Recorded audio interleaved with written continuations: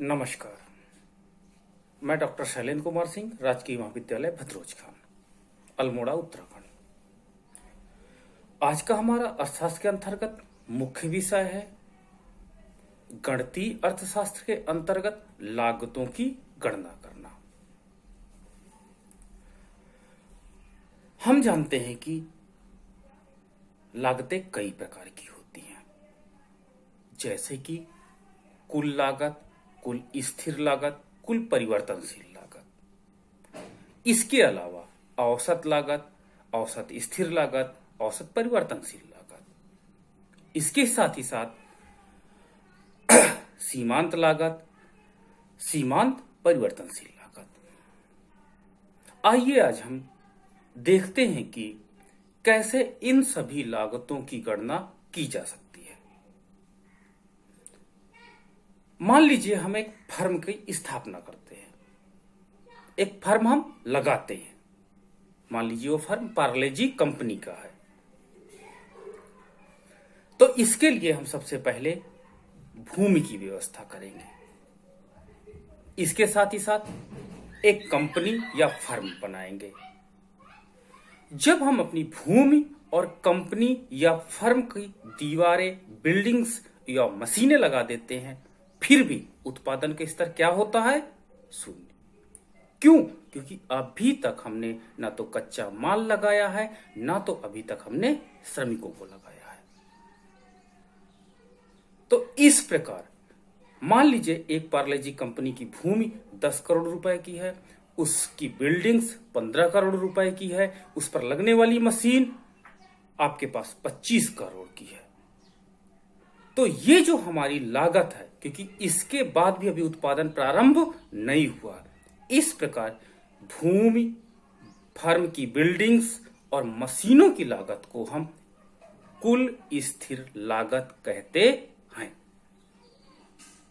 दूसरे शब्दों में, यदि उत्पादन का स्तर शून्य कर दिया जाए, फिर भी जो लागत हमें वहन करनी पड़ती है, उस लागत को हम कुल स्थिर लागत कहते हैं।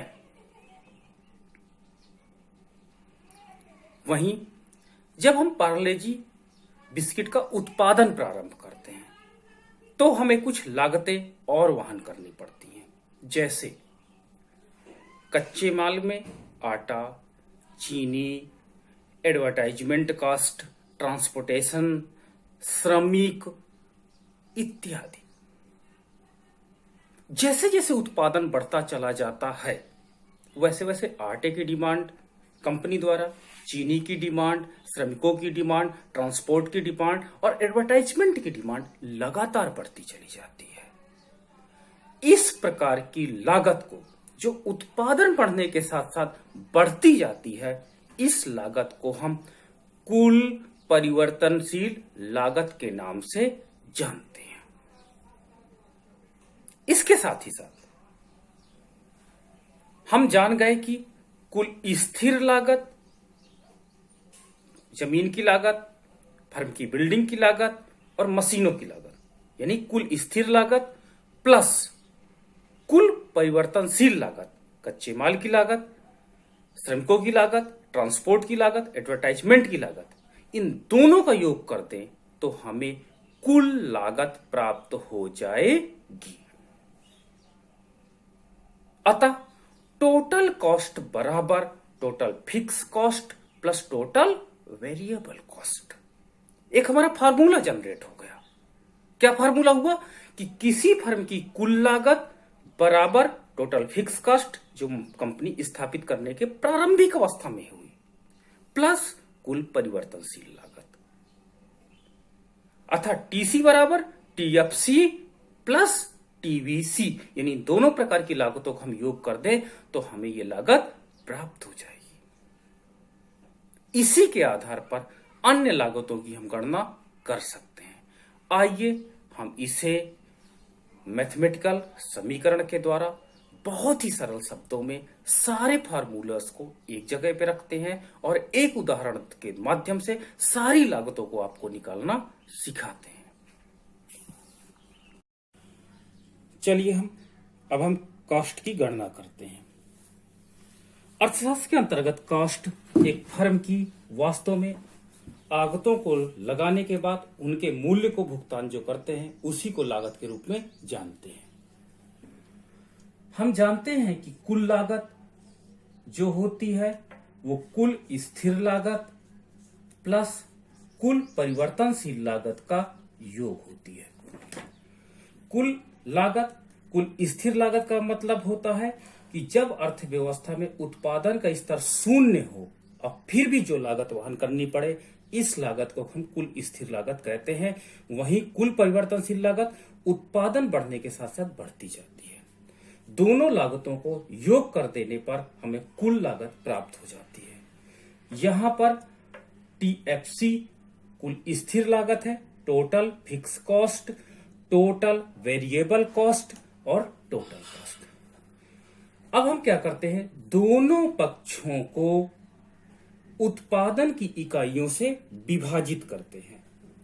जब हम दोनों पक्षों को उत्पादन की इकाइयों से विभाजित करेंगे तो हमें कुछ ऐसा होगा, TC अपॉन Q बराबर TFC upon Q plus total variable cost upon Q। हमने दोनों पक्षों को उत्पादन की इकाइयों से विभाजित किए। जब हम कुल उत्पादन को विभाजित करते हैं तो हमें औसत लागत प्राप्त होती है और कुल स्थिर लागत को विभाजित करने के बाद हमें औसत स्थिर लागत प्राप्त होती है और परिवर्तनशील लागत को विभाजित करने के बाद औसत परिवर्तनीय लागत प्राप्त होती है। इस प्रकार हमें एक और फार्मूला प्राप्त हो जाता है। तो पहला फार्मूला कुल लागत बराबर कुल स्थिर लागत कुल परिवर्तनशील लागत। दूसरा फार्मूला औसत लागत बराबर औसत स्थिर लागत और औसत परिवर्तनशील लागत। औसत लागत की गणना करने के लिए कुल लागत को उत्पादन की इकाइयों से विभाजित कर देंगे।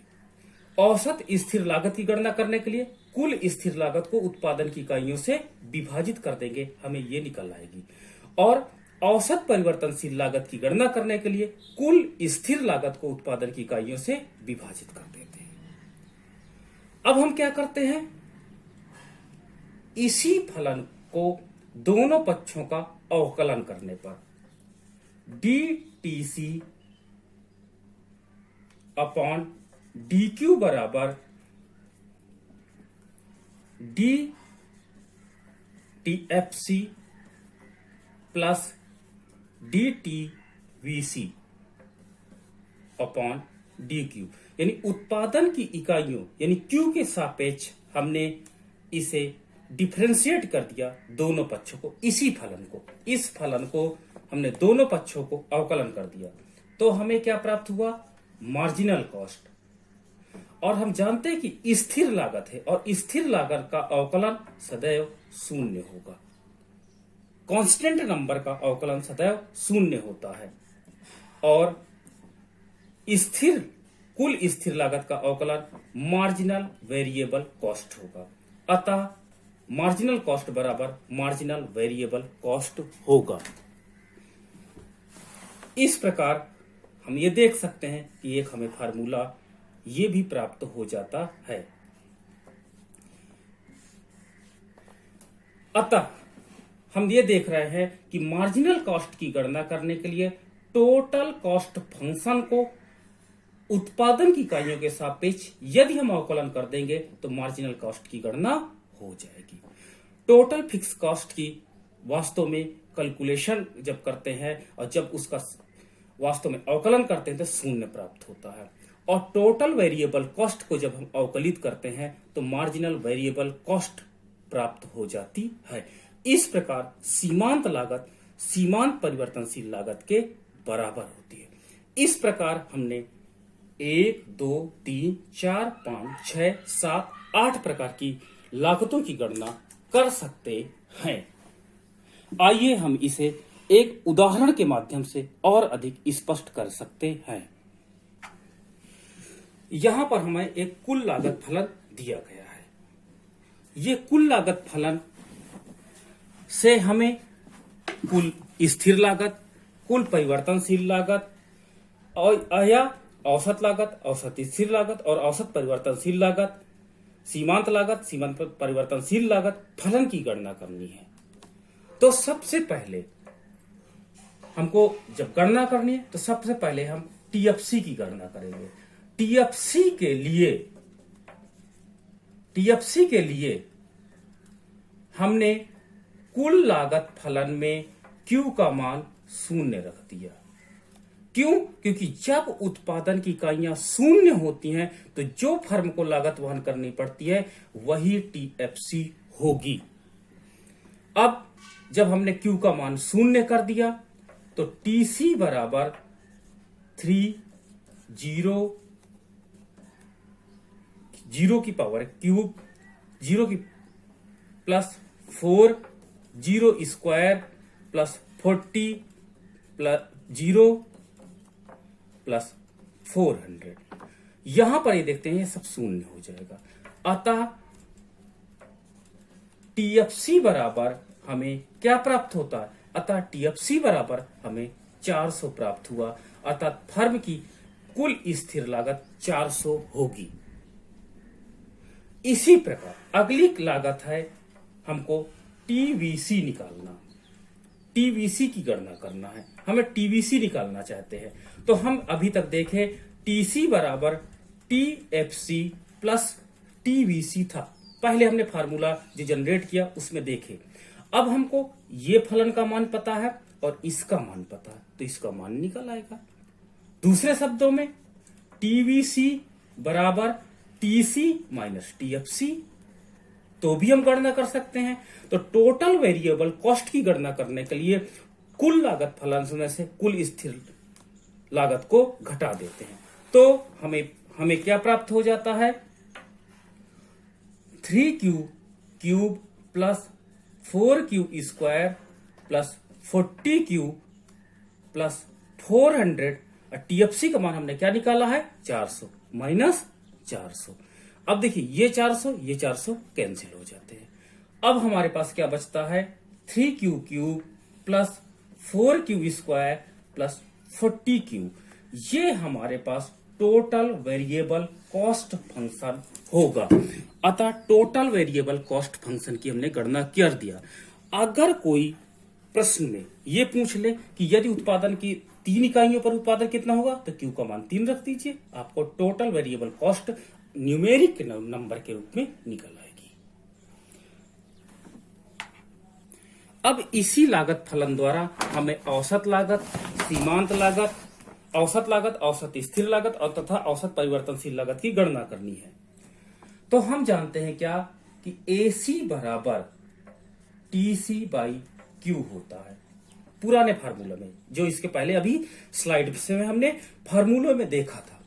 TC फलन हमको दिया हुआ है तो 3Q cube plus 4Q square plus 40Q plus 400 दो। अब इसको Q से डिवाइड कर दो। जब Q से डिवाइड कर देंगे तो हमारे पास आ जाएगा AC बराबर 3Q square plus 4Q plus Q से Q cancel 40 plus 400 upon Q। ये हमारे पास AC फलन मिलेगा। यदि Q का मान कुछ भी दिया है उस मान को यहां रख दोगे तो रखने के बाद हमें AC की गणना हो जाएगी। इसके साथ ही साथ अब हमको AFC निकालना है।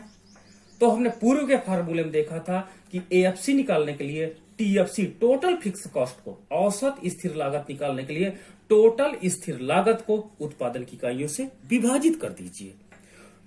हमने देखा कितना था? 400। टोटल फिक्स कॉस्ट कितना था? 400। उत्पादन की इकाइयों से विभाजित कर दिए तो अतः AFC का मान कितना निकल आया? 400 अपॉन Q। ये हमारे पास AFC होगा। यदि Q का मान दिया है कि कितनी इकाइयों पर, 3 इकाई 4 इकाई, तो 3 या 4 का मान यहां रख दीजिए। आपको इसको डिवाइड करने के बाद AFC की गणना हो जाएगी। अब हमारे पास है ABC की गणना। एबीसी की गणना करने के लिए टीवीसी बटे क्यू यानी टी टोटल वेरिएबल कॉस्ट को उत्पादन की इकाइयों से विभाजित कर दीजिए, तो हमें एवरेज वेरिएबल कॉस्ट औसत परिवर्तनशील लागत की गणना हो जाएगी। हम जानते हैं कि टोटल वेरिएबल कॉस्ट इसके पहले निकाल चुके हैं। जब हम कुल लागत निकाले थे तो वहां पर निकला था T3Q cube plus 4Q square plus 40Q। ये हमारे पास टोटल वेरिएबल कॉस्ट था। पीछे वाले स्लाइड में देखे, उसको उत्पादन से डिवाइड कर दीजिए, तो हमारे पास एबीसी का मान कितना आएगा? 3Q square plus 4Q plus 40। ये हमारे पास औसत स्थिर औसत परिवर्तनशील लागत गणना हो जाएगी। इस प्रकार हमने एसी की गणना कर लिया, एएफसी की गणना कर लिया और एबीसी की गणना कर ली है। अब आइए हम गणना करते हैं किसकी? सीमांत लागत और सीमांत परिवर्तनशील लागत की। यहां पर हम देखते हैं क्या कि इस फलन से सीमांत लागत और सीमांत परिवर्तनशील लागत की गणना करनी है। यदि हम सीमांत लागत की गणना कर लेंगे तो सीमांत परिवर्तनशील लागत की गणना मानी जाएगी या हो जाएगी, यह फार्मूला कहता है। सीमांत लागत की गणना करने के लिए हमको कुल लागत फलन का अवकलन करने पड़ेगा, और जो कि उसकी उत्पादन की इकाइयां, यहां पर क्यों उत्पादन की इकाइयों को रिप्रेजेंट करता है इसके संदर्भ में। चलिए, जब हम डिफरेंशिएट करते हैं तो डिफरेंशिएट करने पर 3Q cube plus D upon D Q 4Q square plus D upon D Q 40Q plus D upon D Q 400 है। इस प्रकार हमारे पास ये, अब इसको डिफरेंशिएट करते हैं तो पावर पहले आ जाती है और पावर से एक माइनस हो जाता है, प्लस पावर पहले आ जाती है 4 इंटू 2 और पावर से एक माइनस हो जाता है, प्लस पावर पहले आ जाती है तो इसकी पावर कितनी है? 1, क्योंकि इसमें कोई विजिबल नहीं है, और Q 1 माइनस 1 प्लस 0। अब हम इसको सरलीकृत करते हैं। 3 3 जा 9Q स्क्वायर प्लस 4 2 जा 8Q प्लस 40, क्योंकि Q की पावर शून्य हो जाती है और जिसकी पावर शून्य हो जाएगी उसकी वैल्यू 1 हो जाती है। इस प्रकार हमें ये सीमांत लागत फलन प्राप्त हुआ। इस सीमांत लागत फलन को हम सीमांत variable cost, marginal variable cost 9Q square plus 8Q plus 40, ये फलन प्राप्त हो जाता है। यदि हमको Q का मान कुछ भी दिया हो, 10, 20, 50, 100, तो Q का मान यहां रख देंगे, तो हमें मार्जिनल कॉस्ट या marginal variable cost numeric number के रूप में भी प्राप्त हो जाएगी। इस प्रकार हम अर्थशास्त्र के अंतर्गत देख सकते हैं कि कुल लागत, कुल स्थिर लागत, कुल परिवर्तनशील लागत, औसत स्थिर लागत, औसत परिवर्तनशील लागत या औसत लागत, इसके साथ सीमांत लागत और सीमांत परिवर्तनशील लागत की गणना फार्मूला के माध्यम से बहुत ही आसानी से एक ही प्रश्न में किया जा सकता है। धन्यवाद।